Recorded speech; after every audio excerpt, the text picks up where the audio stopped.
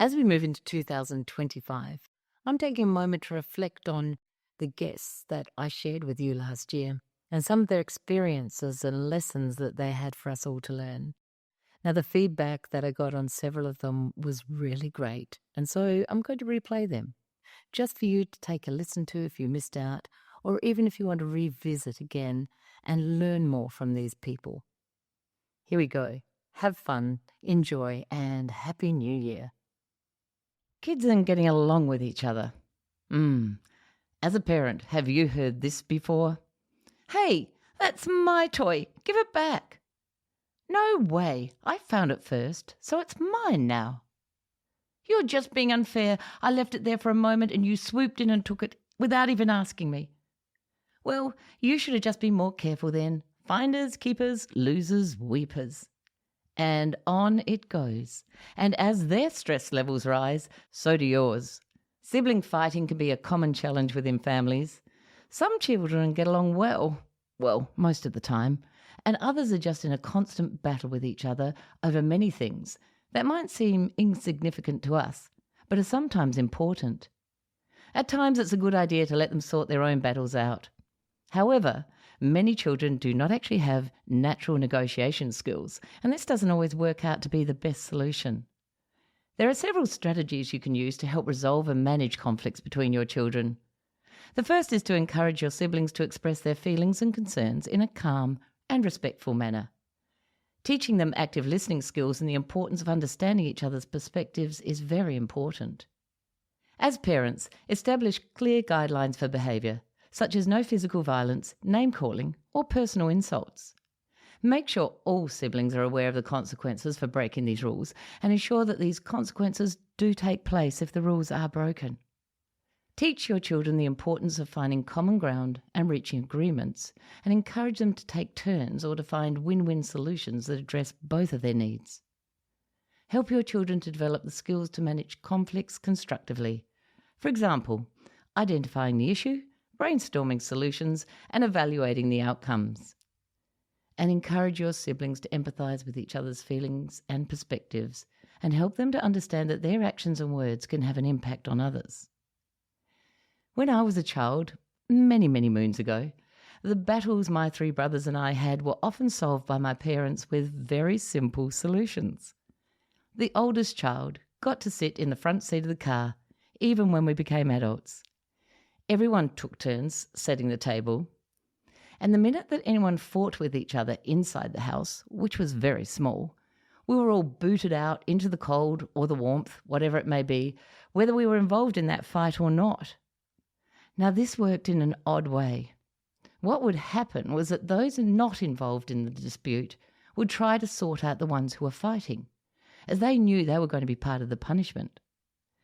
We learned our own negotiating skills without parental reinforcement. It was worth it to stay inside. Wouldn't it be wonderful if you could work out your children's personality differences and how you could create effective communication between them? Today I'm talking to Sandra Etherington. Sandra is the host of the Family Personalities podcast and is an MBTI and MMTIC practitioner.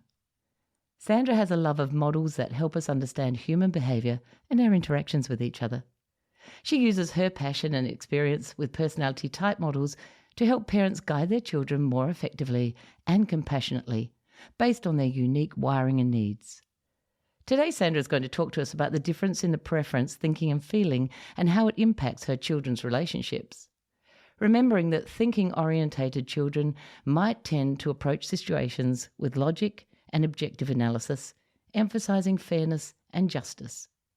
And feeling-orientated children may emphasise empathy, harmony, and personal values in their decision-making, considering the impact on others' feelings. Using her knowledge of type, Sandra is teaching her children to communicate openly with each other, and in doing so encouraging compromise and the use of their negotiation and conflict resolution skills, all while promoting empathy and understanding. And as always, it's a work in progress. I'm Kate Mason, and welcome to Parenting and Personalities. This is the podcast that connects you to the ones you care about the most.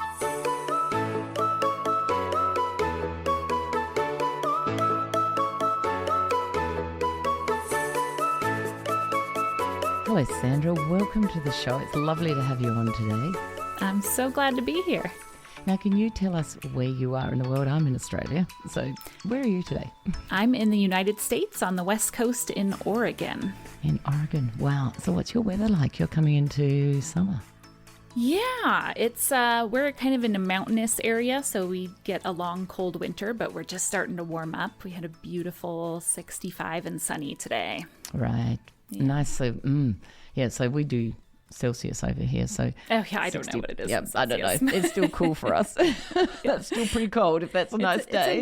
It's a nice like warm spring day. Yeah. Yeah. Oh, that's lovely. Now listen, you and I, as we've discussed, are passionate about personality types and using them with your family, and just different ways of connecting with people. So tell me, how did your journey start into all of this? Where did it all begin?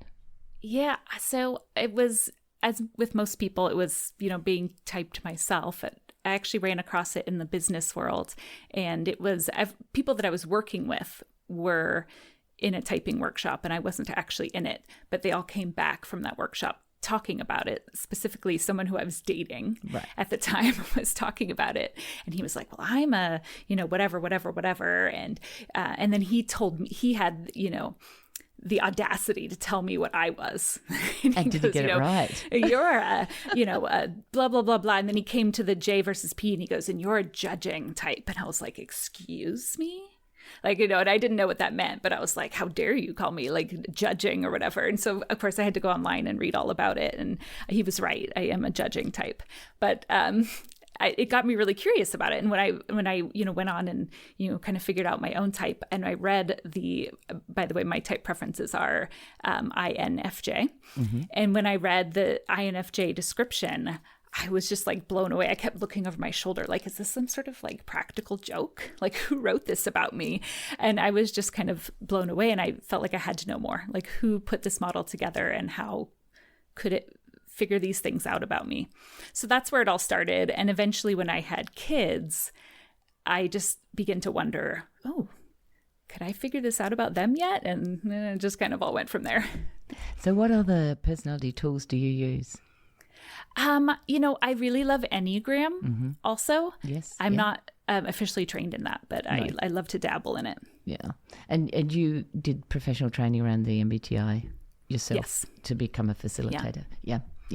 And and that is the way that a lot of people get in. And I actually spoke to someone the other day that said to me, until you actually did my type, Kate, I used to hate you saying I was a judging type. This is in our workplace. They really need to change the wording there. They do. It does sound really stressful. She said, now I know I actually am. And I said to her, yes, you're the only structured person in our organisation.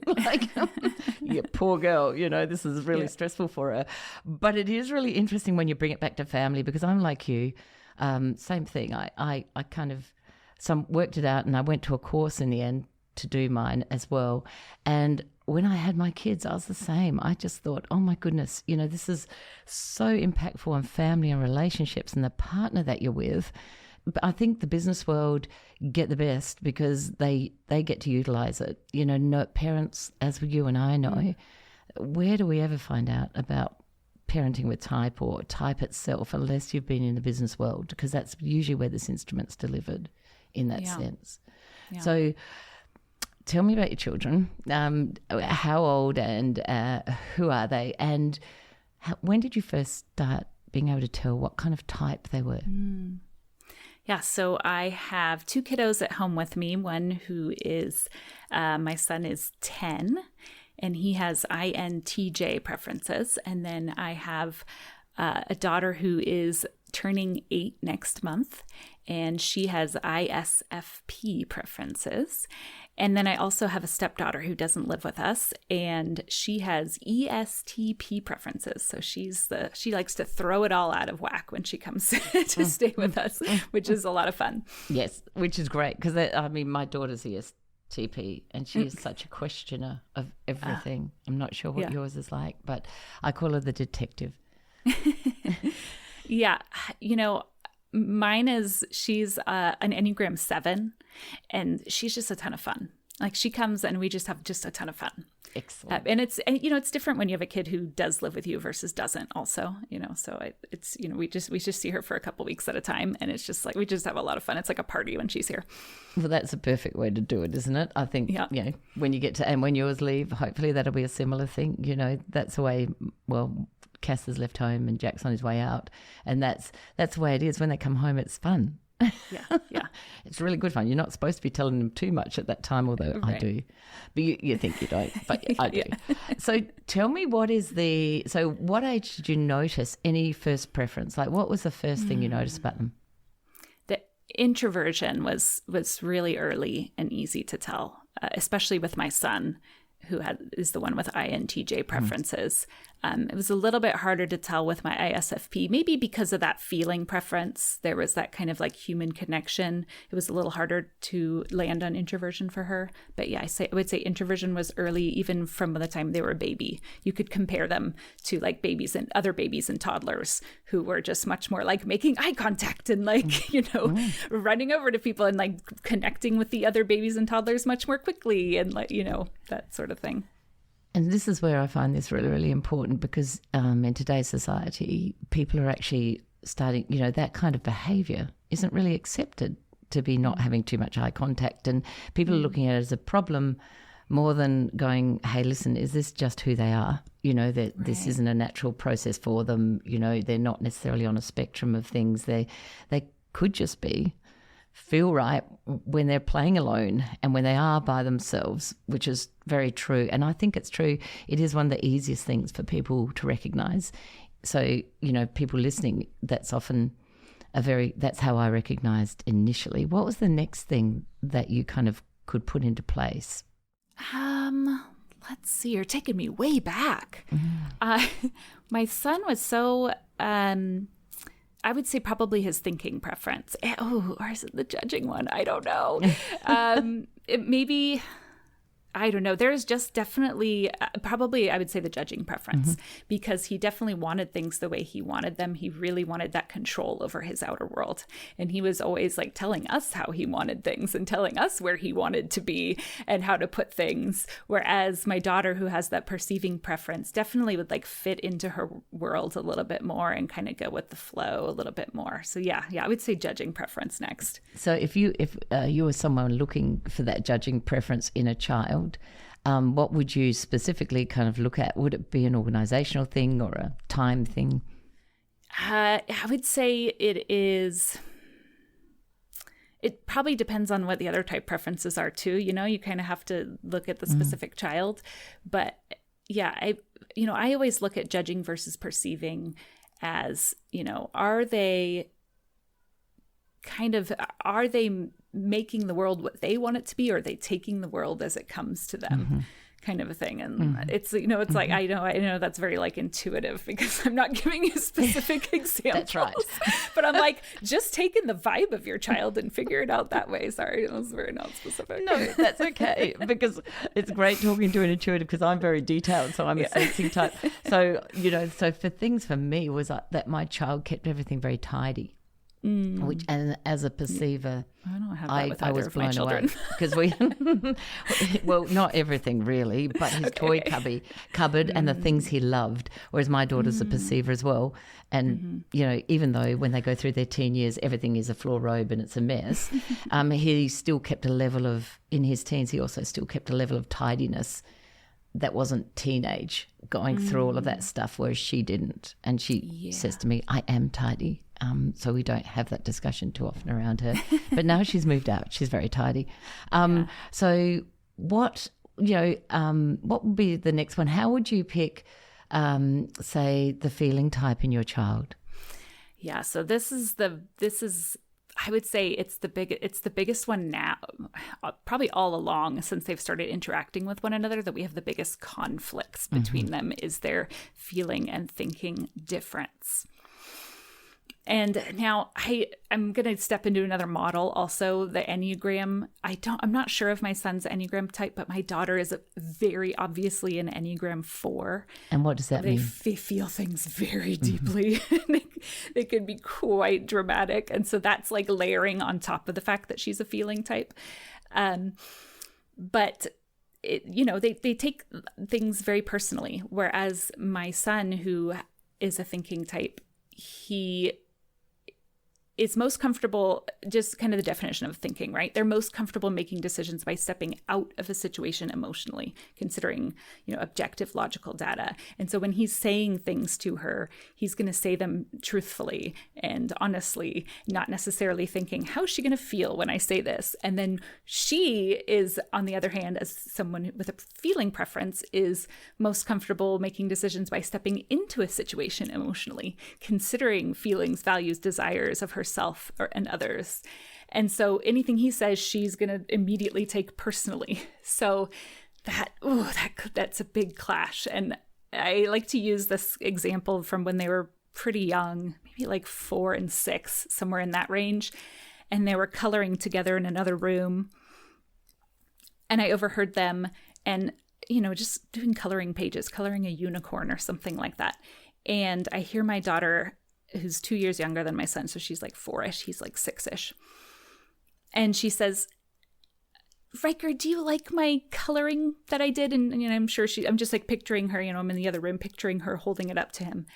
And I'm like holding my breath because I know she just wants approval.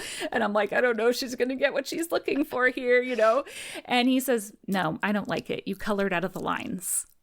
And there was something else he didn't like he didn't like the color of it or something like that, like, ooh, orange, And immediately she just starts crying.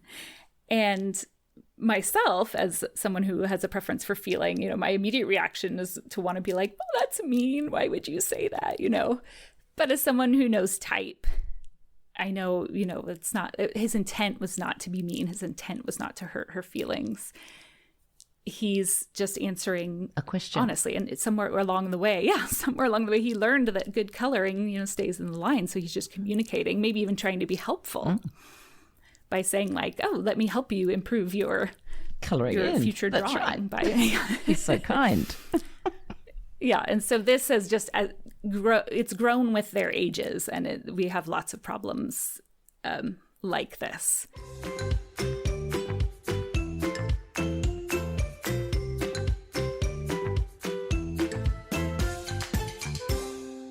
I was working with a parent who was worried about their kid because they didn't focus in class on the details and they were worried they were going to get low grades. And then this child was given a project, which was something he could run with, and his attitudes and grades went through the roof. He was in his element. Do you and your child need to find their point of difference so they can fly? Let me help you unravel some of the enigmas of their personality and enjoy parenting a kid that you actually understand. After all, parenting's supposed to be fun. Let's chat. thepersonalitycoach.com.au.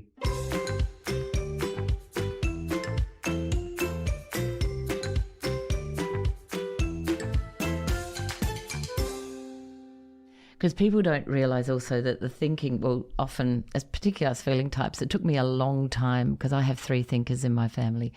So it took me a long time before I actually understood that my children were as well, because they kept saying stuff and I kept correcting them, like, no, you can't think like that. No, that's not kind, like you're saying. And knowing and understanding it, because when they were young, I hadn't done the MBTI when they were that young. So knowing and understanding that it's actually not unkind, it's actually a logical conversation, is a really tricky thing, and particularly even in today's society, because we try to make everything soft and warm around things, that for thinking types, they often get in trouble for just saying something. And my family will go, well, you were really lucky I told you that was out of the lines, because if someone else had seen it, they might have really not liked it either. So it's a helping thing for them. They really look at it as helping someone out, don't they? It's like, so how do you go? Because this is teaching kids at an early age how other people are different, isn't it? So what negotiation techniques do you use? Like, how do you get them, because when you explain to a thinker, my guys just go in their heads. Yeah.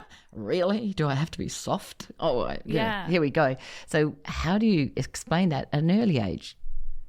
Yeah, it's really tough. And what I'm trying to do is teach them type and like, hey, you guys approach things differently and that's okay. And also teach them the value of both of those approaches. And so that they kind of learn to honor themselves and like appreciate themselves, but also honor the other person and appreciate the other person. So I don't think I did a good job of that in the beginning. I think that we all have our own biases, right? And my bias was for feeling. And so I would spend a lot of time like validating and honoring my daughter's approach and comforting her feelings in that moment. And then I'd try and teach my son, you know, I would try and do it empathetically, saying like, oh, I know you're just trying to tell the truth, but here's how you could do it better. Here's how you could be more like a feeler, you know, Yes. like let me help you out and be more like a feeler. And I'm trying to stay away from that. And it's really hard though. Like I really just want him to be a feeler. You do. Gosh. Is the easiest thing to teach him? So you're saying the easiest thing to teach, because really he's never going to be a feeler. And that's, like you say, that's never going to happen. How do you turn it from being, oh, don't be mean, don't be whatever, into a practical, like a better sense for him? Yeah. So first of all, I found that depending on the situation and depending on how escalated everyone's feelings are, a lot of times in the moment is not a great time to address it, especially with my daughter with the feeling.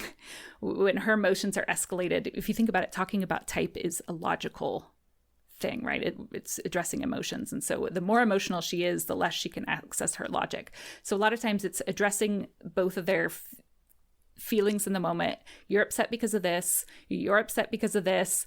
Maybe we need to take a time out and then we can talk about it later when everyone's calmed down. I found that Great really idea. helps. And then when everyone's in a good mood is a really good time to have like a talk about type. Maybe we can bring up the situation that happened before, or a totally different situation, but explaining thinkers really, it can help if you explain feelings in logical terms. So they'll understand the situation better if you can be like, let's take the coloring example. For example, when you told your sister that her coloring was out of the lines and that you didn't like it, that made her feel bad because she felt like then she's a bad artist. And then that made her feel bad inside. So that's what happened. That's why she cried. And then you don't say, oh, you're mean for doing that, right? Instead, you honor their way of being. Like you can say, you like to say the truth as you see it, and that's okay. And then you can point out, your sister is a little different from you. She likes to communicate in a way that's sensitive to the feelings of others, and likes when people communicate that way to her. And when they don't, she takes things personally, and that's okay too. And then I could have the opposite conversation with her. And so that way they see who they are and they see who the other person is. And it's slow. Like you have to do this often. It's not like they're going to get it with one conversation. And it's a lifetime slow. Yeah. I'm sitting here with my guys because it is that you don't want to negate it. I mean, I think that, I was with a group of accountants once and they were all ISTJs. And I was talking about feelings with them, and I said to them, look, you really need to put yourself in someone else's shoes. And so someone put their hand up and they said, oh, you mean manipulate them? And, shock and horror. I'm a feeling type, and I'm like, oh, you don't use the word manipulate when you're... And I thought, look, this is my audience. And I looked at them all and I said, yes, manipulate. And they all nodded their heads, right? That was it. They had it all down. So I said, if you manipulate them, really what you're doing is you're getting to do them something in a kind way that might not be your way, but you're getting to do something that you want them to do. So, if that's how you look at it. And I went home and I told my family, and I said, I can't believe that they thought it was manipulating people. And they all nodded their head and said, well, you are, aren't you? So you go, okay. So for them, it's often a different word too that appeals to them. And I think that you're right. I think teaching them type early, I taught my children from when I knew, they always roll their eyes down and go, oh my God, here goes mum again. But teaching type early is amazing. If your kids have the knowledge, you have the knowledge, because it gives them a great understanding of self, Yeah. And why am I hurt by this? You know, why are people not talking to me if I'm saying it straight? Go on, sorry. Yeah, no, and I was just going to say, and it helps I think it helps depersonalize it and take the sting out of things. It's like that we can put a model to this. We can understand it. I don't know. It just helps it be less like, well, you know, you're mean because you're doing this. It's like, oh no, now I understand what's underneath it. And I don't know. I just love those kind of things. Obviously, that's why I've centered my life around it. But that's right. And if you listen to the conversation, I say to people, listen to the conversation. Is it mean? Are they calling you names or anything like that? Or is it actually just logical, straightforward language? Because once you differentiate that, then you can sit back as a feeling type and go, oh, well, actually, they weren't being mean to me. It was straight and I didn't really like it. Right.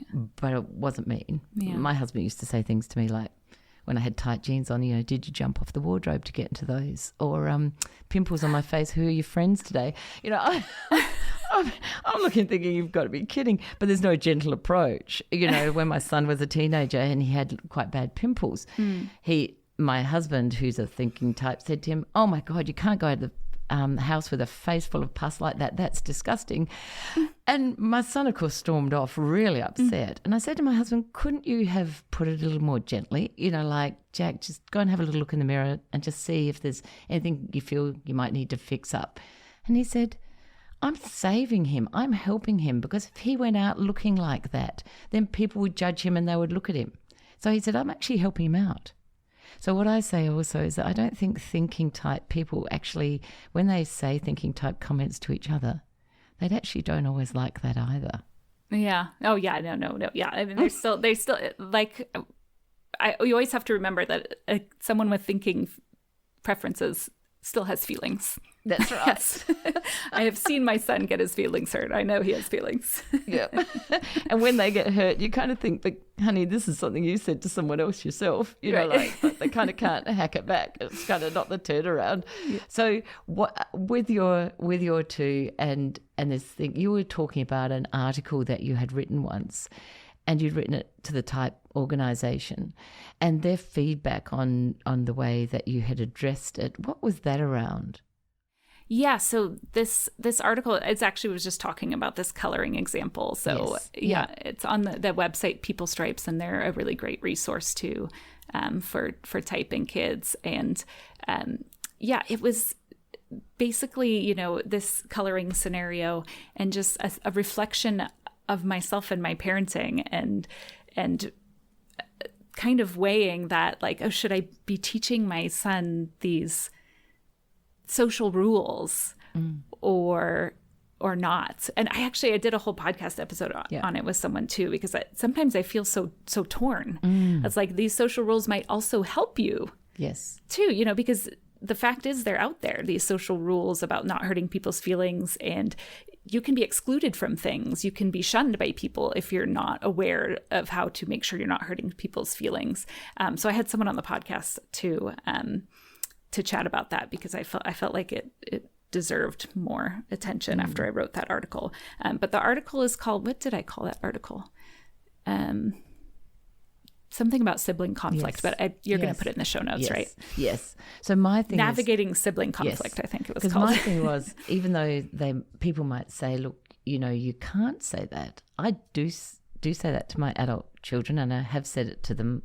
Sometimes they say stuff to me and I say, oh, you would never say that to anyone else, would you? And they say, no, we've been listening to you for long enough. We wouldn't even bother saying that to anybody else. And I say, well, thank goodness for that, because I personally do think it's important to kind of warn thinking types or whatever that, do you know what, that might hurt someone. If that's okay if you say it, but do expect a different reaction, you know, because not all people are going to actually take that on board. So, you know, I kind of think that the level of that is there. This is me feeling type talking. That they need to know that maybe they won't have as many friends if they tell them they're colouring out of the lines and I don't like the work you've done and what have you. I don't know. Yeah, my guest had INTJ preferences, and she's a mom, and that was, you know, her. And I wanted to speak to someone who was a thinker, so it wasn't just like the feeling, you know, perspective. And she felt like she'd been done a disservice as a child because she hadn't been taught social rules, And she said, I don't want to be forced to use them. I want to make the choice of whether I use them or not. But knowing that they're there, being explicitly taught them, and then I can choose whether or not to use them, was kind of her conclusion. And, I'm sure other people have different opinions. I'm sure they do, but I think that's a great conclusion. It's always good to know both sides of everything, especially as you're growing up. Thank you so much for sharing that, because I think that if you don't know and understand type and you're listening, it's really important to look at it because it can be a great cause of conflict. Not necessarily there can be a lot of fighting over that rather than things that you think the argument might be coming from, and picking up the pieces afterwards is really important. Thanks for joining me today, Sandra. It's been really lovely to have you on and sharing your wisdom. And I love having a fellow personality podcaster on with me. It's wonderful. And we'll catch up with you next time. Yeah, thank you so much for having me. So be a role model. Set positive examples by demonstrating effective conflict resolution skills, and even treating your own adult siblings, if you have them, with respect and kindness. Plan activities that encourage siblings to work together and have fun, such as family outings, games, or projects. Building positive experiences can strengthen their relationship. Seek mediation if necessary. If the conflicts persist and become unmanageable, consider involving a third neutral party, such as a family therapist or counsellor, to mediate and help resolve the issues. Remember, resolving sibling fighting takes time and patience. It's important to remain consistent with your efforts and provide ongoing support for your children as they learn to navigate their relationship. Knowing and understanding your children's MBTI type will give you and them a great insight into understanding who they are. And this is a monumental step in their lifelong journey of self-discovery. Thank you for listening to Parenting and Personalities. If you enjoyed this episode, we'd love it if you could leave a rating and a review. That would help others learn about this podcast. If you're interested in discovering more about you and your family's personality types, you'll find my book, Who Is This Monster or Treasure in My House, on Booktopia or Amazon. If you have an episode idea, please send a note to thepersonalitycoach@gmail.com.